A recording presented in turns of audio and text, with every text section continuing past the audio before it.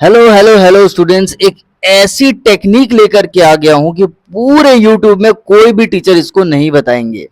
Even school के भी teachers इसको बिल्कुल भी नहीं बताएंगे कि ये होगा कैसे। तो बहुत ही ध्यान से सुनना मेरे मुन्ना, ऐसी टेक्निक बताऊंगा, मतलब एक बार पढ़ेंगे और हमेशा के लिए याद हो जाएगी। कैसे? पहले ध्यान से देखो टीचर्स बताते कैसे हैं। टीचर्स आपसे ये कहेंगे कि भैया a1/a2 इक्वल नहीं होगा b1/b2 के, तो इंटरसेक्टिंग होगा। तीनों इक्वल हो गए तो कोइंसिडेंट होगा, एक इक्वल हुआ दूसरा इक्वल नहीं हुआ तो पैरेलल लाइंस होंगे। हो गया। बच्चा एग्जाम में ना कंफ्यूज हो जाता है कि इसकी कंडीशन जो थी वो ये थी कि ये थी। मैं ऐसी टेक्निक बताऊंगा कि एक बार बस इस वीडियो को ध्यान से अगर सुन लिया ना, तो जब तक जिंदा हो ना भूलने नहीं दूंगा मैं आपको। मतलब जब तक जिंदा हो भूल नहीं पाओगे। कैसे? चलो ट्राई करते हैं, देखते हैं मैं जो बोल रहा हूँ वो सही है कि भी नहीं। अगर बेटा याद करवा दिया ना तो दबा के इसको शेयर करना है आपको अपने फ्रेंड्स के साथ, ठीक है? तो चलो स्टार्ट करते हैं। पहले कुछ बेसिक्स चीजें देख लेते हैं इसके बारे में कि ये सारी चीजें होती क्या है। देखो भैया, standard form of linear equation in two variable क्या होता है। इस वीडियो में मैं आपको डिटेल नहीं पढ़ाऊंगा। मैं बस ये मान करके चल रहा हूँ कि आपको ये सारी चीजें पहले से आती होगी, फिर भी एक क्विक रिवीजन के जैसा मैं करवा रहा हूँ। लेकिन ध्यान से सुनोगे तो सारी की सारी चीजें मैं समझा दूंगा, इसकी गारंटी है। तो चलो स्टार्ट करते हैं। ये जो आप देख रहे हो यही है linear equation in two variable, क्योंकि इसमें दो वेरिएबल्स आ जाते हैं, एक एक्स दूसरा वाई। देखिए ये वेरिएबल्स है। ए और बी क्या है? देखो भैया, एक्स के सामने ए है, इसीलिए ए का नाम हो जाएगा कोफिशिएंट ऑफ एक्स। वाई के सामने बी है, इसीलिए बी का नाम हो जाएगा कोफिशिएंट ऑफ वाई। क्या ये बात समझ में आ गई? ठीक है। सी क्या रहेगा? सी हमारा कांस्टेंट रहेगा। कांस्टेंट किसको बोलेंगे? एक ऐसा नंबर जिसके साथ ना ही एक्स होता है ना ही वाई होता है। यहां पर कांस्टेंट कौन सा है भैया? इसके साथ वाई है, इसके साथ एक्स है। एक ऐसा नंबर जिसके साथ ना एक्स होगा ना वाई होगा उसको कहते हैं कांस्टेंट। जैसे कि यहाँ पर -17 है। बात समझ में आ गई? चलो और थोड़ा सा आगे देखते हैं। हमें क्या करना है? A X plus B Y plus C LHS में रखना है, इक्वल्स टू के उस साइड रखना है 0। इसी फॉर्मेट में हम पहले अरेंज करेंगे क्वेश्चन को, उसके बाद हम बताएंगे ए बी और सी की वैल्यू। नहीं समझ आया तो यहाँ एग्जाम्पल देखो, सारी की सारी चीजें समझ में आ जाएगी। देखो भैया, अगर बोलेगा इसमें ए बी और सी की वैल्यू क्या है, पूछेगा ऐसा क्वेश्चन, ठीक है? तो देखो भैया, इतना ट्रिक याद रखना, बाय BYE बाय। जैसे क्लास खत्म होती है तो स्टूडेंट मुझे बाय बोल करके जाता है, ठीक है? बस इतना याद रखना, बाय। सर इससे क्या पता चलेगा? इससे ये पता चलेगा कि बी के साथ क्या होगा? वाई होगा, और वाई के साथ हमेशा क्या होगा? बी होगा। बात समझ में आ गई? ठीक है।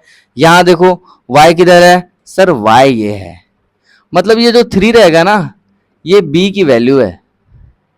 समझ में आई बात? y जो है b के साथ रहेगा, ये दोनों हमेशा साथ में रहेंगे। चलो ठीक है, ठीक है, ये भी समझ में आ गया। अब आगे देखते हैं।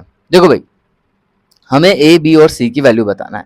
तो मान लेते हैं पहला क्वेश्चन ये है, इसमें a की वैल्यू क्या है? a की वैल्यू है 2, दिख रहा है?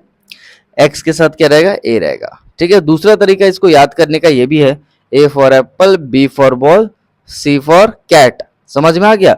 उसके बाद x के बाद आता है y, z से होता है जेब्रा, जेब्रा भाग गया इसलिए यहां पर z नहीं आएगा। वैसे भी हम पढ़ रहे हैं दो वेरिएबल, तो दो ही वेरिएबल यहां देखने को मिलेंगे, या तो x और y। बस x और y दोनों मिलेंगे, z यहां पर नहीं होता है।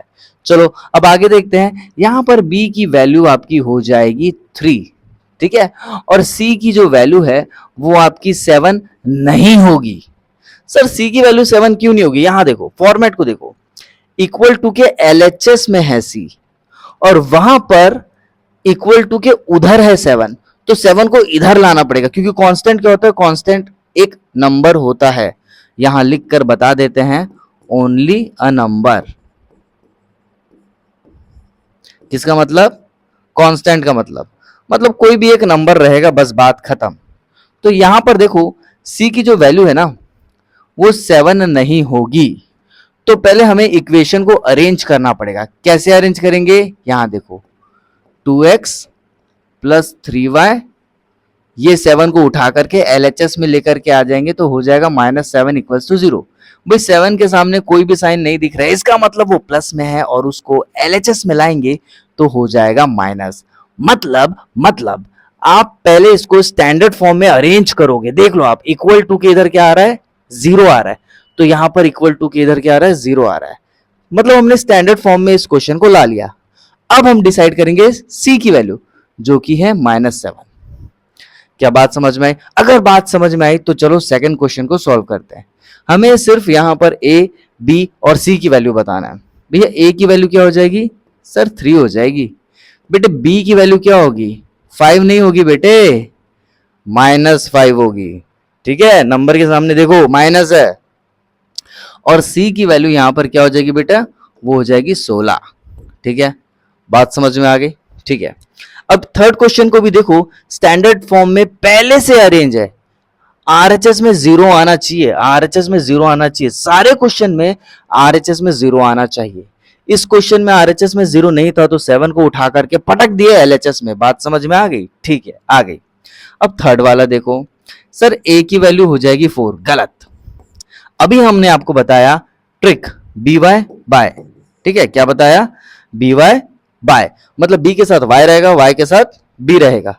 तो यहां देखो वाई है, अगर ये y है तो y के साथ क्या होगा, b होगा। मतलब a की वैल्यू 4 नहीं है, यहां पर a की वैल्यू 4 नहीं है, यहां पर b की वैल्यू है 4, क्योंकि b के साथ y रहता है, y के साथ b रहता है। देख लो यहां पर b के साथ y रहता है, y के साथ b रहता है। ठीक है, तो सर a की वैल्यू क्या हो जाएगी, देखो भैया x के साथ रहता है a, तो यहां पर a की वैल्यू हो जाएगी -8। क्या बात समझ में आ रही है? ठीक है, तो सर c की वैल्यू क्या हो जाएगी, c की वैल्यू हो जाएगी -17। बात समझ में आ गई? ठीक है, चलो लास्ट क्वेश्चन करते हैं। सबसे पहले हमें करना यह है कि आरएचएस में 0 आना चाहिए। यहां पर देखिए आरएचएस में 0 नहीं है, तो इस -75 को उठा करके पटकेंगे एलएचएस में। कैसे, यहां देखो x + 9y, 76 के सामने माइनस है, एलएचएस में आएगा तो वो हो जाएगा +76 = 0। इसका मतलब ये है कि यहां पर a की वैल्यू हो जाएगी 1। कैसे पता चला सर 1? भाई x के सामने कुछ नहीं है, मतलब 1 है। ठीक है, b की जो वैल्यू है आपकी वो हो जाएगी 9 और c की जो वैल्यू है वो हो जाएगी आपकी 76। क्या बात समझ में आ रही है? आई होप यहां तक सारी की सारी चीजें आपको क्लियर होगी। ठीक है, चलो अब आगे देखते हैं। देखो भाई, हमें क्या करना है, हमें ये सारी चीजें सीखना है। ठीक है, तो कैसे सीखेंगे, ध्यान से देखो। पहला इक्वेशन जो देगा उसको हम लिखेंगे a1 b1 c1। क्यों सब में 1 लिखे, क्योंकि फर्स्ट इक्वेशन है। नीचे हमारा दिया है सेकेंड इक्वेशन। टोटल यहां पर 3 क्वेश्चन है, पहला, दूसरा और तीसरा। तो सेकेंड इक्वेशन है ना, सेकेंड इक्वेशन है ना, इसलिए सबको सेकेंड सेकेंड सेकेंड मानेंगे। समझ में आ गया? ये पहला इक्वेशन है तो सबको एक एक एक मानेंगे। ये दूसरा इक्वेशन है तो यहां पर सबको दो दो दो दो मानेंगे। ठीक है, पिक्चर क्लियर होगी यहां तक। अब देखो कैसे डिसाइड करेंगे ए, बी और सी की वैल्यू। देखो भाई, ए की वैल्यू यहां पर है 2, बी की वैल्यू यहां पर है 3 और सी की वैल्यू यहां पर क्या है, क्या है, देखो भाई 7 को उठाकर यहां पटकेंगे तो वो क्या हो जाएगा, वो हो जाएगा आपका -7 = 0। क्या बात समझ में आ रही है? कुछ नहीं कर रहे हैं, 7 को उठा करके एलएचएस मिला रहे हैं। हो सकता है कुछ बच्चों को समझ में ना आए, कोई बात नहीं। यहां देखो, इसको पहले हम अरेंज करेंगे। कैसे अरेंज करेंगे, देखो 2x + 3y, 7 को उठा के एलएचएस में पटक दो = 0। Standard form pair of linear equation का ऐसा ही रहता है, इसलिए यहां पर हमको ऐसा करना पड़ रहा है। तो भी यहां पर c की वैल्यू क्या हो जाएगी, वो हो जाएगी -7। बात समझ में आ गई? अब यहां देखो बहुत इजी है, ये a की वैल्यू है 3, b की वैल्यू है -5, c की वैल्यू है 16 प्लस में। समझ में आ गया? तो चलो इन सब की वैल्यू लिख देते हैं। देखो भैया, a2 की वैल्यू है 3, b2 की वैल्यू हो जाएगी -5 और c2 की वैल्यू हो जाएगी 16। ठीक है, बात समझ में आ रही है? सेकंड क्वेश्चन में करते हैं। हमें बस करना यह है ए बी और सी की वैल्यू फाइंड करना है। 2 3 -9, 2 3 -9 और क्या होगा, यही तो होगा। इसको भी देख लेते हैं। देखो भैया RHS में इक्वल्स टू 0 है, इसका मतलब ये स्टैंडर्ड फॉर्म में है। तो क्या होगा 4 - 6 -18, 4 - 6 -18। ठीक है, अब लास्ट वाला देख लेते हैं। x के सामने कुछ नहीं है मतलब 1 होगा, तो a की वैल्यू होगी 1, b की वैल्यू होगी 2 और c की वैल्यू होगी -4। दूसरे इक्वेशन में जब हम देखेंगे 2 - 4 -12, 2 - 4 -12। ठीक है, यहां तक चीजें क्लियर है, बात समझ में आ गई। लेकिन हमें यहां पर रेशियो निकालने के लिए बोलता है। कौन सा ratio, A1/A2 equals B1/B2 equals C1/C2। ये सारी चीजें क्या है हम आपको बताएंगे, टेंशन लेने की जरूरत नहीं है, बहुत ज्यादा इजी है। तो देखो इसको करेंगे कैसे। हमें रेशियो बताना है, तो A1/A2 डायरेक्ट यहां मैं अपॉन लिख रहा हूं। ठीक है, चीजें सब समझ में आएगी, देखते जाओ। आप देखो 2/3 3/-5 के इक्वल है क्या, बिल्कुल नहीं है। A1/A2 जो है, पहले इसमें A1/A2 जो है वो इक्वल नहीं है B1/B2 के। बात समझ में आ रही है? ठीक है, अभी देखते जाओ, सारा चीज हम आपको कराने वाले हैं यहां पर, बस अभी देखते बस जाओ आप क्या हो रहा है यहां पे। सीख लो पहले एक बार। यहां पर भी देखेंगे 2/4 और 3/-6 और -9/-18, क्या ये इक्वल है? ये सारी चीजें हम अभी देखने वाले हैं, हमको सिर्फ अपॉन अपॉन करके देखना है। तो चलो भैया इसमें हम सारी चीजें फाइनली सीख लेते हैं। ठीक है, देखो भैया वो चीज सीख गए। अब क्वेश्चन एग्जाम में यहां से आएगा, कैसे आएगा देखते जाओ। पेयर ऑफ लाइंस हमारे पास पहला क्वेश्चन, दूसरा क्वेश्चन, तीसरा क्वेश्चन है। ठीक है, A1/A2 B1/B2 C1/C2 ये सारी वैल्यूज हमने लिख दी है। यहां पर देख लो x के सामने कुछ नहीं है मतलब 1 होगा। ठीक है, तो A1 की वैल्यू हो गई 1, A2 की वैल्यू यहां क्या दिख रही है 3। ठीक है, यहां पर अगर हम देखेंगे B1 की वैल्यू तो -2 दिख रही है, -2। ठीक है, और यहां पर B2 की वैल्यू दिख रही है हमको 4। C1 यहां पर गायब है, मतलब C1 की वैल्यू होगी यहां पर 0, क्योंकि C1 है ही नहीं। ठीक है, और यहां पर C2 की वैल्यू है -20, -20। बात समझ में आ रही है? तो देखो वही लिखा है 1/3 1/3, -2/4 -2/4, 0/-20 0/-20। बात समझ में आई? तो इसको हम थोड़ा रब कर लेते हैं। ठीक है, अब देखो भाई हमने तो वैल्यूज लिख दी, अब देखो 1/3 -2/4 के इक्वल है या नहीं है? नहीं है, इसलिए लिखेंगे A1/A2 is not equals to B1/B2। बात समझ में आ गई? एक ऐसी टेक्निक बताएंगे कि इसको क्या कहते हैं आप कभी भूल नहीं पाएंगे, नहीं तो बच्चा कंफ्यूज हो जाएगा कि भैया दूसरे टीचर्स जब भी पढ़ाएंगे ना बच्चा कंफ्यूज होगा। कहाँ कंफ्यूज होगा? इसको इंटरसेक्टिंग कहते हैं, कोइंसिडेंट कहते हैं कि पैरेलल कहते हैं, भूल जाता है बच्चा। मैं बहुत तगड़ा टेक्निक बताने वाला हूं कि आप लोग कभी भूल भी नहीं सकते उसको। ठीक है, तो चलो ध्यान से देखो, याद रखना। वैसे तो हम तीनों को कंपेयर करेंगे, A1/A2 को B1/B2 से, अगर इक्वल आ गया तो B1/B2 को C1/C2 से कंपेयर करेंगे। तीनों को आपस में कंपेयर करना पड़ता है। अगर शुरू के दो इक्वल आ गए तो तीसरा कंपेयर करेंगे, देखेंगे भैया तीसरा भी इक्वल आ रहा है कि नहीं। फिर से सुनो, शुरू के दो को कंपेयर करेंगे, शुरू के दो को कंपेयर करेंगे, अगर इक्वल आ गया तो तीसरे को भी कंपेयर करके देखेंगे क्या वो इक्वल आ रहा है कि इक्वल नहीं आ रहा है। लेकिन अगर शुरू के दो ही आपस में नॉट इक्वल आ गए तो तीसरे के साथ कंपेयर करने का कोई मतलब नहीं होता है। मतलब शुरू के दो ही नॉट इक्वल टू आ गए तो तीसरे के साथ इसको कंपेयर नहीं करेंगे। बात समझ में आ गई?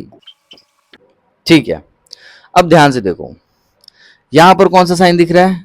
ये साइन दिख रहा है। ये क्या आई के जैसा नहीं दिख रहा है? आई के जैसा दिख रहा है, इसीलिए इसका नाम हो जाएगा इंटरसेक्टिंग लाइंस। यही वो ट्रिक है जो कि पूरे YouTube में आपको नहीं मिलने वाला है और कोई भी स्कूल के टीचर्स आपको इस तरीके से नहीं पढ़ाने वाले हैं। बात समझ में आ गई? ठीक है। अब देखो भैया, a1/a2 इक्वल है b1/b2 के और इक्वल है c1/c2 के। वो आप इसको सॉल्व करोगे तो आ जाएगा। कैसे? आपने a1/a2 b1/b2 और c1/c2 लिख लिया। अब देखो कैसे आ रहा है। 2 1 जा 2, 2 2 जा 4, ये आ गया 1/2। 3 1 जा 3, 3 2 जा 6, ये भी आ गया 1/2। माइनस माइनस कटा, 9 1 जा 9, 9 2 जा 18, ये भी आ गया 1/2। तीनों वैल्यूज आपस में इक्वल आ रही है, इसीलिए हम यहाँ पर कहेंगे a1/a2 equals b1/b2 equals c1/c2। अब सर इसको याद कैसे रखेंगे? टीचर तो बता देते हैं कि भैया इसको कोइंसिडेंट कहते हैं, लेकिन इसको याद रखने की टेक्निक मैं बता रहा हूं आपको।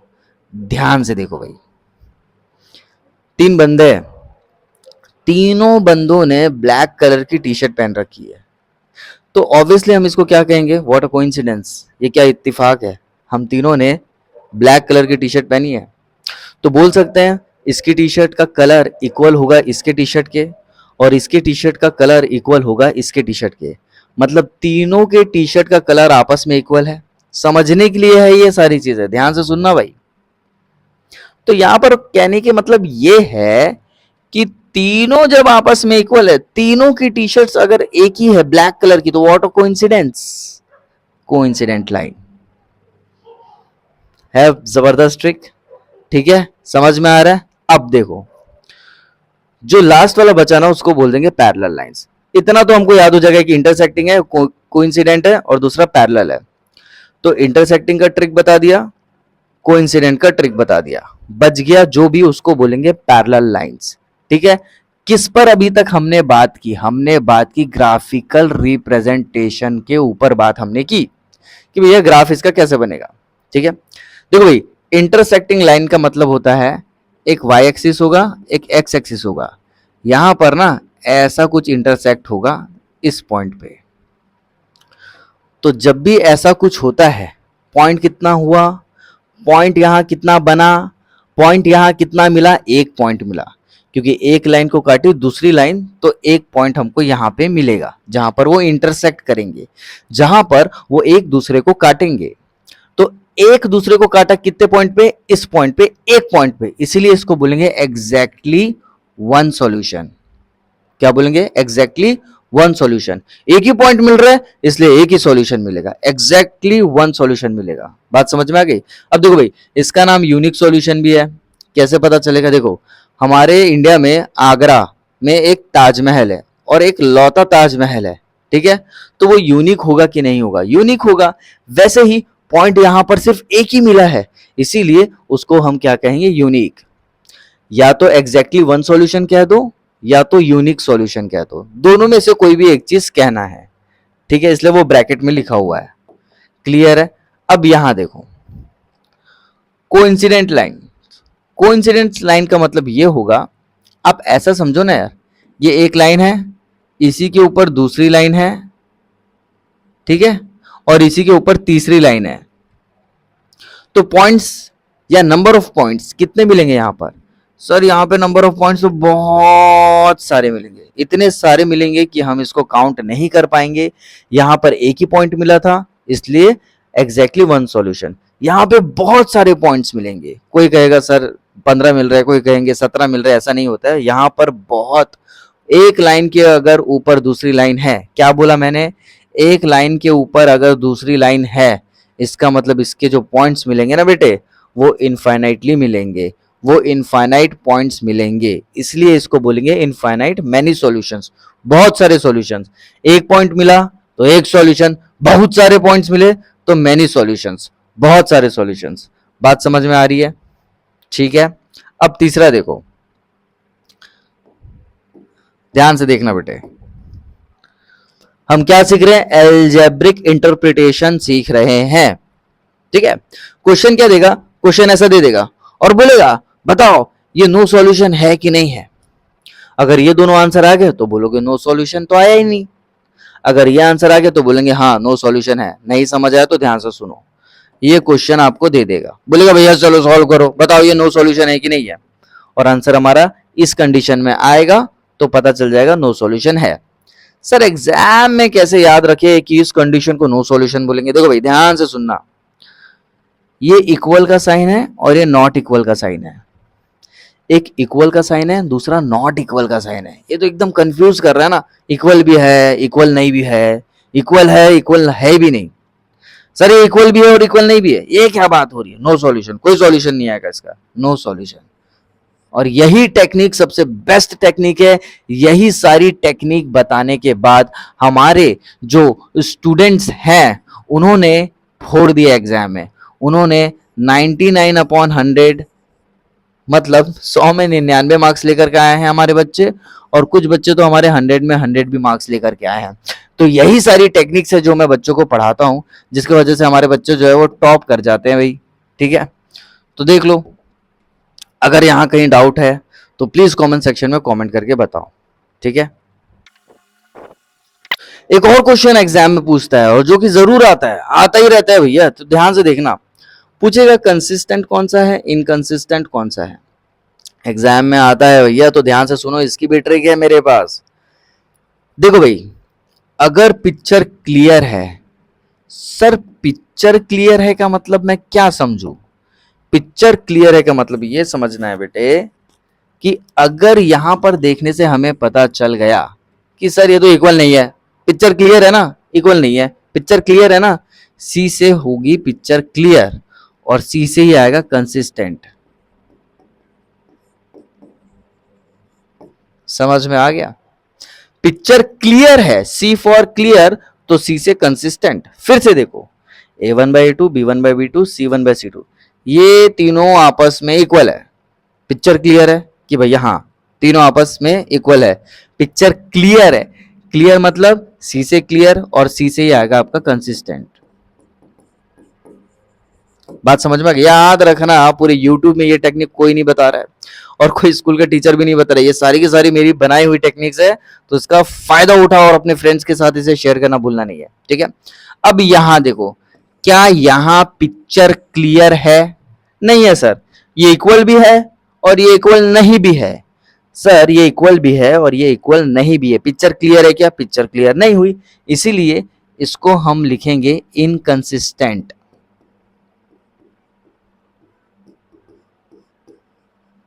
बात समझ में आई? जहां पिक्चर क्लियर है कंसिस्टेंट, जहां पिक्चर क्लियर नहीं है इनकंसिस्टेंट। फिर से रिवाइज करा रहे हैं, ध्यान से सुनो, क्योंकि ये बहुत ज्यादा इंपॉर्टेंट है। इक्वल नहीं है, पिक्चर क्लियर है ना कि इक्वल नहीं है, क्लियर है तो सी से कंसिस्टेंट, क्योंकि सी से क्लियर है। यहां पर भी पिक्चर क्लियर है, C for clear, C for consistent. यहां पे पिक्चर क्लियर नहीं है, इसलिए इनकंसिस्टेंट। ठीक है, आई होप आपको ये सारी की सारी चीजें समझ में आ गई होगी। अपने फ्रेंड्स के साथ इसे शेयर करना भूलना नहीं है। मिलते हैं अगले वीडियो में, टिल देन बाय।